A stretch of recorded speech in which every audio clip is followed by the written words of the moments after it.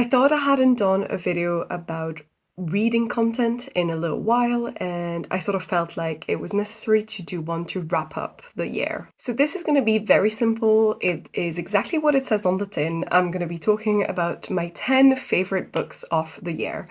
A small caveat is, although my challenge was to read 50 books this year, I ended up reading only 36. I'm currently still reading 3 that I could potentially finish 1 or 2 off, but the chances are low. It's already the 25th. I could finish maybe 1, and even then, I can't really guarantee it's going to be my favorite of the year anyway, so I thought I should film this now and talk about my 10 favorite books of the year now.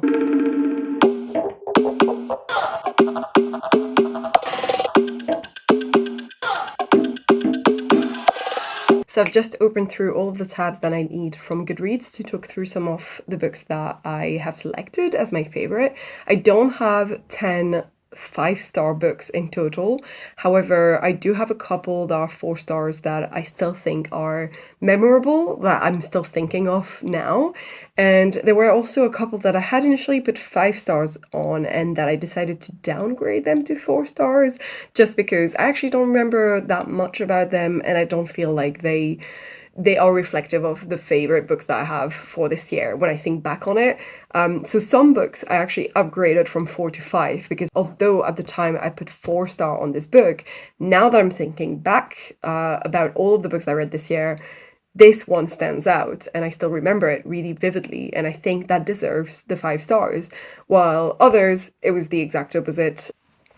So this is the first book that I rated 5 stars in 2023, and this is To Be Totally Fortunate by Becky Chambers. It is a sci-fi novella set in the same universe as her main sci-fi series, Wayfarers, but you don't have to read the series in order to read the novella. It is standalone, it's completely separate, and you can just enjoy it by itself if you want to.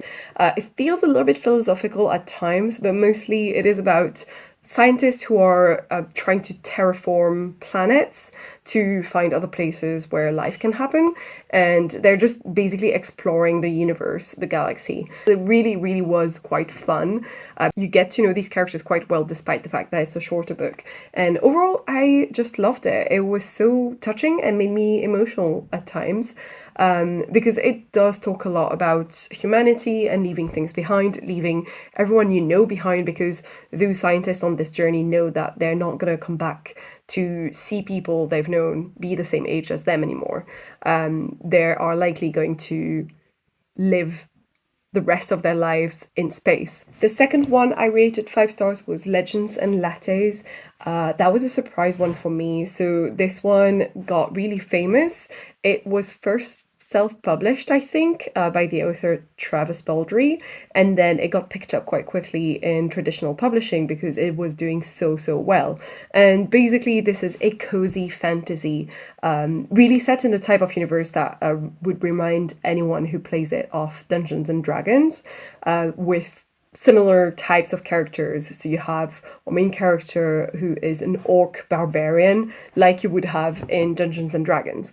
And all she wants to do is retire from the business and, of going on quests and everything and adventures. And she just wants to open a coffee shop somewhere. So that's her dream. And it's very cozy in that sense, that's the stakes. The stakes are not super high, but they are important to the main character. It doesn't change that fact. Also, every single time you encounter issues to what she wants to achieve, they feel quite solvable and things are going to be okay. So it's a very warm hug of a read because you can read it and not feel worried things aren't going to go our main character's way, basically. Then the third one that I rated 5 stars in 2023 was Fugitive Telemetry by Martha Wells. We are doing a deep dive into sci-fi and fantasy with these books, even though technically I think I read more thrillers over the year, but the books that I ended up rating higher may have been these. So this is I think this is one of the shorter ones, because it's part of the series The Murderbot Diaries by Martha Wells, and the first one is a novella, and you have a few novellas, and then one full novel, and then a few more novellas. I think that's how she set them up, if I remember correctly. Basically, these are no big surprise for me. Every single time I have read one of those, they have been a 5-star. I don't think I've rated a single one 4 stars. Overall, I adore the series because I adore the main character, and the main character is this security bot that manages to override its protocol, so it doesn't have to obey what it is told absolutely anymore. It can actually fight back and do whatever it wants, basically, but it doesn't want to tell people this because all it really wants to use its freedom for is to watch dumb TV shows like soap operas and not talk to people because it doesn't like people. But the people that it has been hired by, a bunch of scientists in the first book, are essentially constantly putting themselves in danger. So as a security bot, it has to help them.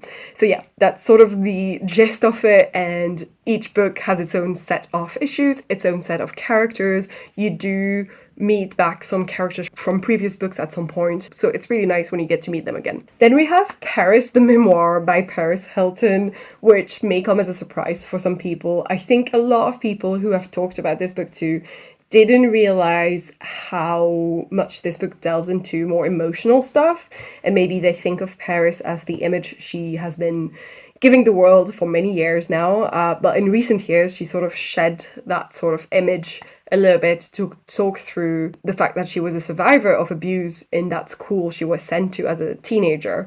I think it's called Provo, and it's basically a school where they put troubled teens in and essentially emotionally abuse the hell out of them. So it is very hard to read if you are sensitive to that kind of topic, and it wasn't the easiest of reads for sure, but I did mostly listen to it as audiobook format because she is the one narrating it, and that was really enjoyable to actually hear her normal voice and not her it girl voice, if that makes sense. So definitely recommend the audiobook if you want to read this one.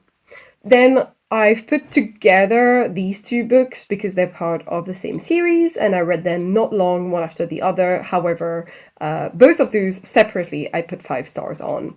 Her Majesty's Royal Coven by Juno Dawson, the first one in the series, and the second one, The Shadow Cabinet. Now, I first read Her Majesty's Royal Coven when I went on a little writing retreat by myself, and it was the perfect book for that kind of atmosphere.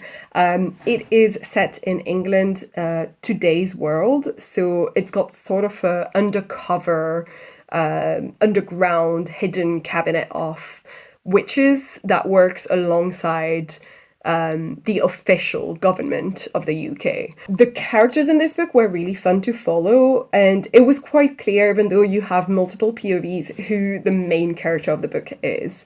And I really enjoyed specifically that character's POV. I enjoyed the fact that it felt quite action-packed. I thought it was really fast-paced, but I have a friend who read it and felt the exact opposite of me, so maybe we just don't see eye to eye when it comes to what qualifies as fast-paced. And I initially, I think, gave it 4 stars, although it was really enjoyable. I think in my head I was like, it could be better. I loved it, but there were some things I would have liked more. But then as a series overall, I want to rate it 5 stars. And when I thought back about it, I was like, this is a book that has stayed with me and that I really enjoyed when I think back on it. So I ended up putting it up to 5 because I had already previously rated the second book 5 stars. So that was already before I changed my rating of the first book. The Shadow Cabinet was already a 5 stars in my head. And I can't say much about it without spoilers is the issue, because there's a different POV in this book that was really interesting and that I ended up really enjoying the twist that it gave the first book, but can't say anything without giving spoilers, unfortunately. So yeah, definitely recommend those. I count them together as part of the same series. So now let's say this is the 6th book that I have rated 5 stars, which is The Very Secret Society of Irregular Witches by Sangu Mandana. And this is also witchcraft and also sort of set in our world, so very much supernatural stuff going on unbeknownst to regular humans like you and me type of thing. And this one was another cozy one, like Legends and Lattes. So really enjoyed those vibes. This one is about a witch called Mika Moon who basically goes to become an au pair in a house and becomes part of the family there. So she needs to take care of two, I think, children who are witches and don't really know what to do with their powers. And she decides to go and help them out because the other adults in the house don't have magic. They're not witches like her, so they can't really help in the same way. And there's a very important thing in this world, which is to hide your magic, because too many witches interacting with each other and being in the same spot together can bring on specific events that makes them known to the world, and it's dangerous. So that's sort of why she decides to go and help. And obviously, it becomes very much a found family trope type of vibe. There's also a bit of a romance aspect to it, and it was quite well done. I really enjoyed that part as well. Number 7, I have Dead Silence by S.A. Barnes, and this one is another sci-fi. I told you, apparently I read more thrillers, but it ended up being more sci-fi and fantasy in my favorite books of the year. So Dead Silence is basically super simple to explain. It is Titanic in space. It's not about the actual journey of a ship like the Titanic, it's about what has happened next, because our main character is like the captain of a salvage crew type of thing, and she ends up getting a signal from a lost ship. And they realize it is this ship that famously, like the Titanic, but in space, was meant to be a huge luxury ship that was meant to transport the richest people ever, have like reality TV crews on it and everything. And it was all meant to be like some amazing trip with the most luxurious items on board and everything. Like everything is made of gold and things like that. And the ship disappeared years and years ago, was never found, and no one ever knew what happened to the ship or its people on board. No one ever found out. And so they finally find the ship and everyone is dead on board. And it's got like ghosty vibes and it's sort of spooky. And there's a tiny bit of like a B-story romance, which I loved. So this one was just so good. So number 8 is The Last Devil to Die, which is technically the last book that I finished this year, by Richard Osman. It's number 4 in the Thursday Murder Club. Each book has its own mystery to solve, so, you know, it's got its own story in there. But the main reason I love these books is the characters that come back, and the characters are basically these retired elderly people who live in a retirement village all together and have formed what they call the Thursday Murder Club, where initially they were going to look at cold cases and try to solve those cold cases, but ended up with an actual real murder on their hands and decided to sort of take over with the helping the police, the local police, who are also really funny characters that interact with them a lot. So you see them coming back in each book, and it's just really fun and cozy in a lot of ways. So 4th book, still loving it, still loving the characters. Definitely one of my favorites of the series so far. Now, at number 9, I have Fourth Wing. I read it a bit earlier in the year, but this is a 4-star instead of a 5 stars. This is one that I ended up downgrading from 5 stars to 4 stars because when I first read it, I read it in one day. Like literally, this is a 500 or 600 pages book, and I read it so quickly because it was a lot of fun. And I know a lot of people have hated it since then, and a lot of people have loved it since then. This book had way too much success that, frankly, I don't think it actually deserves, because it ends up in the hands of people who should absolutely not read this book, that are absolutely not the target audience for it. And that's how you have a lot of hatred for it.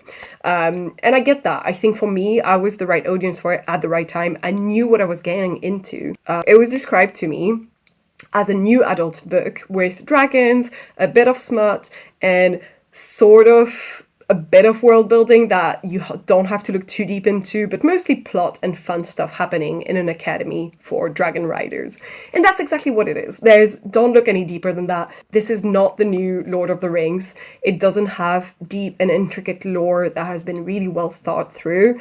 It's just fun. So that's why I had rated it initially 5 stars, and then I thought back on it and I was like, I don't think it's quite a 5 stars, because there's so many smaller issues that I can see with it that it's probably more of a 4 stars for me. 5 for enjoyment, 4 for the rest that was a little bit wrong with it. And then finally, I have episode 13, which is another 4 stars from, this time, Craig DeLuey, and this is a horror slash slightly supernatural book. It has ghosts. It is great for Halloween time. It is basically ghost hunters who have a reality TV show where they're ghost hunting, and go to this house that is famously was used by scientists to try and contact, like, I think the devil or something. I can't really remember. And everyone disappeared. No one knows where the scientists went. And so they go into the house, decide to go in a lock-in, so sort of like lock themselves in for the night, and things start to go wrong, which is great for us readers. So I really enjoyed this. I like the characters, I love the format, and it was such a fast-paced read.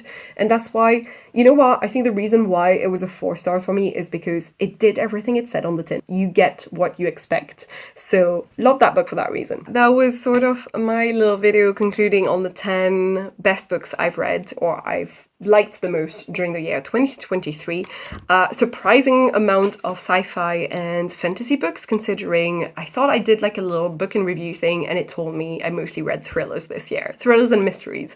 But I guess some of those are combining both. Like I would say, for instance, Dead Silence by S.A. Barnes, the sci-fi Titanic in space type of thing, was definitely also a mystery. So maybe that's why, I'm not sure. But in any case, I'm really happy that I got so many that I ended up rating 5 stars. I feel like it ended up being a really good year, even though I only read 36 books. There are some years when I have read way more and didn't feel like I had as many favorites at the end of it. On this note, I hope you guys had a fantastic Christmas, have really lovely holidays, however you may be celebrating or just taking a break from life in general. I wish you a happy new year, and I hope that in 2024 you get to read and or write, whatever it is that you plan to do, as many things as you want to. I hope that you had a fantastic 2023. I certainly ended up having a better one than I thought in terms of reading. If you enjoyed this video, please leave a like, it always helps me. Leave a comment down below, I always try to respond to those. Consider subscribing to my channel, ringing that bell, all that jazz, and I will see you guys in the next one.